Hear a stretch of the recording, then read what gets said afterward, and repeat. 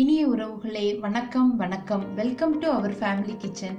இன்னைக்கு நாம ரொம்ப டேஸ்டியா நல்ல மனமுடைய ஒரு கல்யாண வீட்டு சாம்பார் நம்ம எப்படி பண்ணலான்றத பார்க்கலாம். நீங்கள் இது வரைக்கும் நம்ம சேனலை சப்ஸ்கிரைப் பண்ணலன்னா மறக்காமல் சப்ஸ்கிரைப் பண்ணிடுங்க. லைக் பண்ணுங்கள், ஷேர் பண்ணுங்கள், கமெண்ட் பண்ணுங்கள். வாங்க வீடியோக்குள்ளே போகலாம். கடாயில் அரை ஸ்பூன் நல்லெண்ணெய் சேர்த்துக்கோங்க. இப்போ ஆயில் நல்லா ஹீட் ஆகிடுச்சு.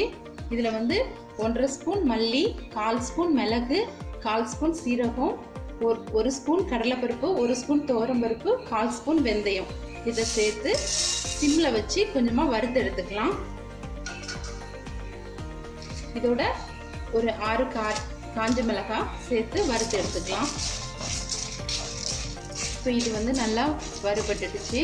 இதை இப்போ வேறு பாத்திரத்தில் மாற்றி எடுத்துக்கலாம். இப்போ அடுத்ததாக குக்கர் எடுத்து வச்சுக்கோங்க. இதில் நான் 1 கப் அளவுக்கு துவரம்பருப்பு எடுத்துருக்கிறேன். அதாவது ஒரு 200 கிராம் அளவுக்கு துவரம்பருப்பு எடுத்துருக்கிறேன். இதை சேர்த்துக்கலாம். அதில் 1/4 ஸ்பூன் சீரகம் சேர்த்துக்கலாம்.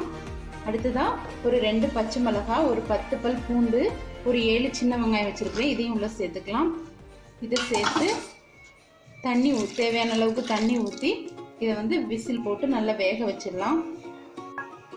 இதோட ஒரு 1/2 ஸ்பூன் நல்லெண்ணெய் சேர்த்துக்கோங்க.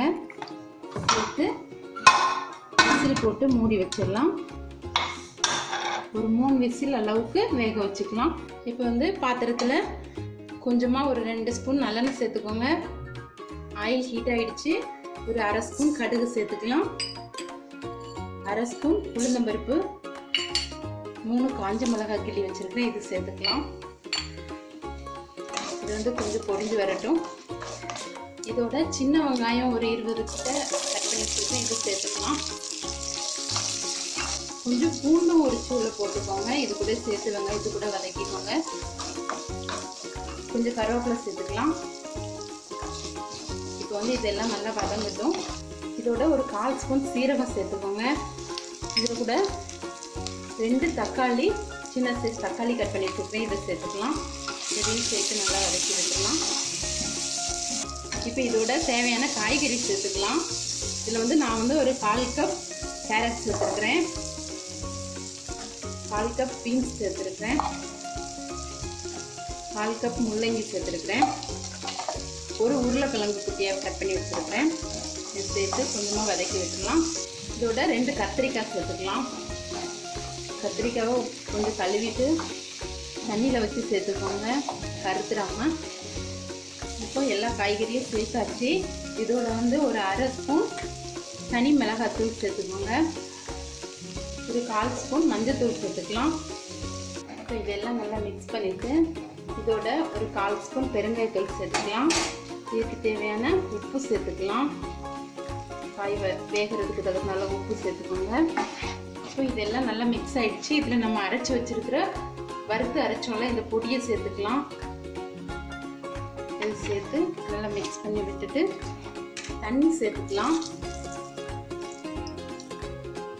தண்ணி சேர்த்து நல்லா மிக்ஸ் பண்ணி விட்டுட்டு இதை ஒரு 10 நிமிஷம் மூடி போட்டு வேக விடலாம். காய்கறி எல்லாம் 10 நிமிஷம் ஆயிடுச்சு. திறந்து பார்த்துடலாம்.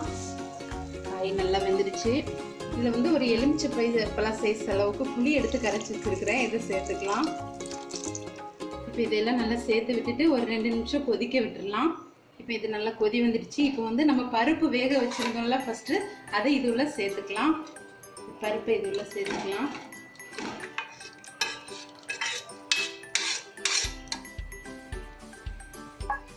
இப்போ தண்ணி எல்லாமே நல்லா சேர்த்தாச்சு. பருப்பு எல்லாம் போட்டு இது பண்ணியாச்சு.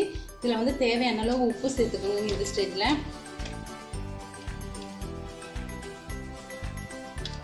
உப்பு சேர்த்து நல்லா கிளறி விட்டுட்டு ஒரு 10 நிமிஷம் மீடியம் ஃப்ளேமில் வச்சு கொதிக்க விட்டுடலாம். அப்போனா எல்லாமே நல்லா பச்சை வாசனை போகிற அளவுக்கு நல்லா மிக்ஸ் ஆகி கலந்து நல்லா கம்மக்கம்மன் வாசனை ரெடி ஆகிடும். 10 நிமிஷம் ஆயிடுச்சு. இப்போ எப்படி இருக்குன்னு பார்க்கலாம். வாவ், செம்ம கம்மன்னு வாசனையாக டேஸ்டியாக ரெடி ஆகிடுச்சு. இப்போ இதோட கொஞ்சமாக கொத்தமல்லி எல்லாம் சேர்த்துக்கலாம்.